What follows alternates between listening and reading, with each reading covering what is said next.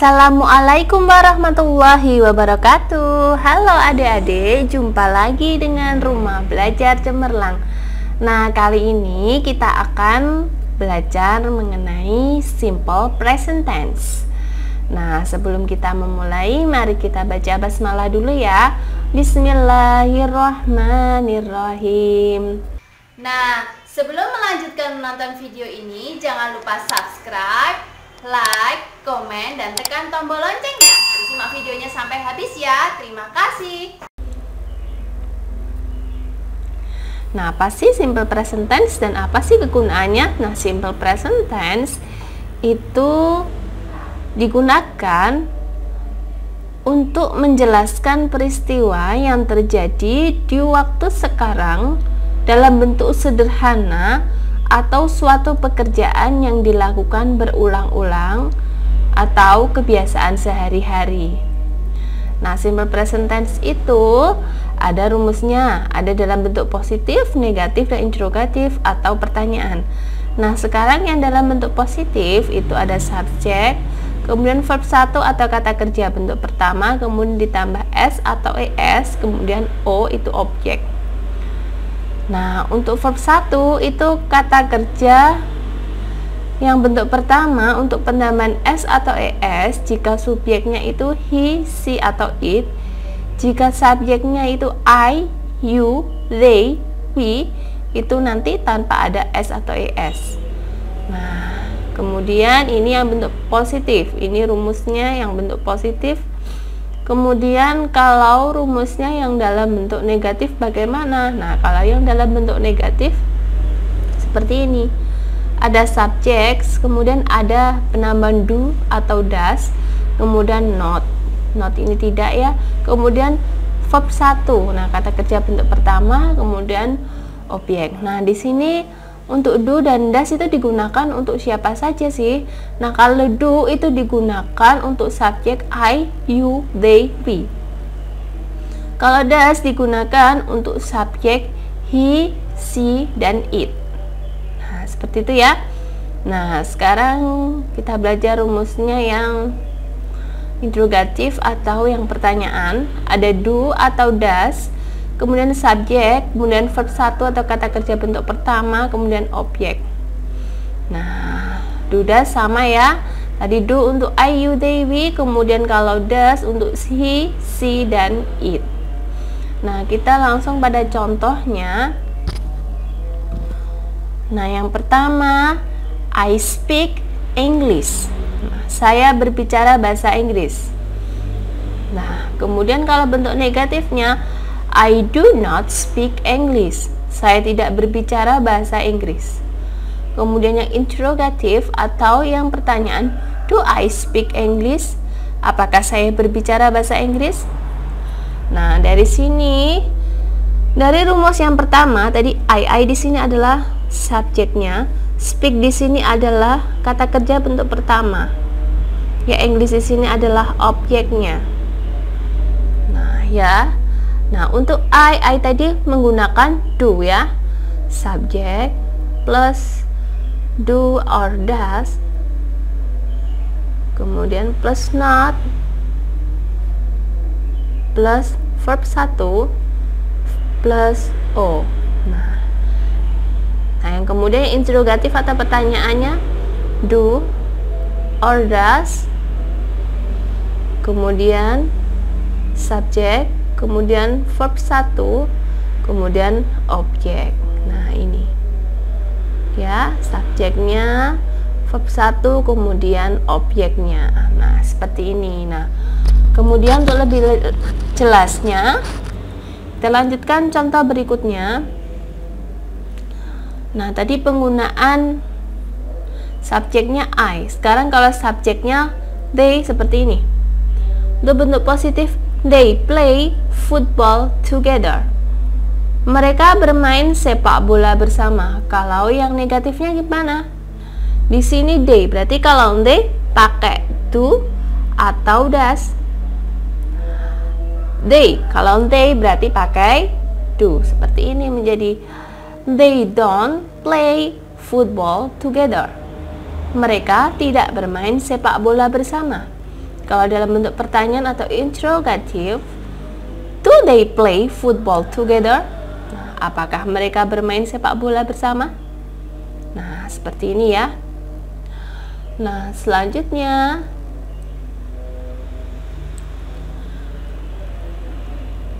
she goes to school. Nah, di sini untuk subjeknya he, she, dan it. Nah, di sini kata kerja verb satunya ada pendamanya es. She goes to school. Dia perempuan pergi ke sekolah. Kemudian karena she, he, she, it berarti pakai do apa does? Tentu pakai does. Jadi bentuk negatifnya she does not go to school. Nah, kalau untuk penggunaan does ya, she does not. Nah, go di sini ini nanti kembali ke bentuk verb 1 ya. Seperti itu. Nah, ini yang bentuk positifnya verb 1 ditambah dengan es. Nah, karena subjeknya tadi adalah he, she, atau it ya. Nah, karena di sini sudah ada does ya, sehingga ini kembali ke bentuk verb 1 tidak ditambah es. Kalau yang interrogatif, does she go to school? Apakah dia perempuan pergi ke sekolah? Nah, seperti itu ya. Nah, dari sini karena sudah jelaskan perbedaannya kalau menggunakan I, you, they, we dan he, she, it itu bagaimana. Nah, sekarang di sini kata kerja atau verb 1 setelah does tidak diikuti s atau es kembali. Nah, kemudian contoh yang berikutnya, Budi plays football. Nah, Budi bermain sepak bola. Nah, kalian lihat di sini subjeknya Budi. Budi berarti sama artinya dengan he ya. Dia laki-laki. Plays football. Nah, di sini ada pendambahan s. Nanti ada aturan ya penggunaan s sama es. Nah, sekarang kita belajar ini dulu. Kemudian yang bentuk negatif, Budi doesn't play football. Budi tidak bermain sepak bola. Kemudian yang interrogatif, does Budi play football? Apakah Budi bermain sepak bola? Nah, sekarang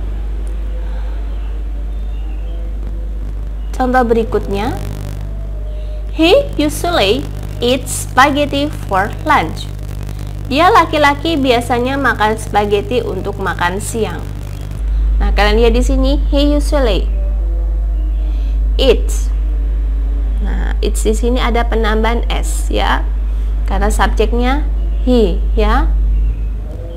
Kemudian bentuk negatifnya, he doesn't usually eat spaghetti for lunch. Kalau bentuk interrogatifnya, does he usually eat spaghetti for lunch? Nah, dari sini sudah bisa membandingkan kan bagaimana untuk penggunaan s dan es ya. Nah, setelah itu kita lanjut pembahasan berikutnya, penanda simple present tense. Penandanya bagaimana sih? Nah, jika ada tanda every day, every morning, seldom, often, always, in the morning, sometimes, at 7, kemudian etc. Nah, masih banyak ya. Jadi ini tuh penanda untuk yang saat ini, simple present tense. Everyday berarti setiap hari, yang dilakukan dalam kegiatan sehari-hari. Tadi simple present tense ya. Nah, contohnya seperti ini. Dina studies English at school every Monday. Nah, di sini. Jika ada kata-kata seperti ini, every Monday berarti untuk hari ini. Untuk setiap hari itu berarti simple present tense. Kemudian I go to school at 6 o'clock. Nah, di sini. Nah, dari sini, dari waktu sudah terbukti bahwa ini adalah penanda dari simple present tense. Nah,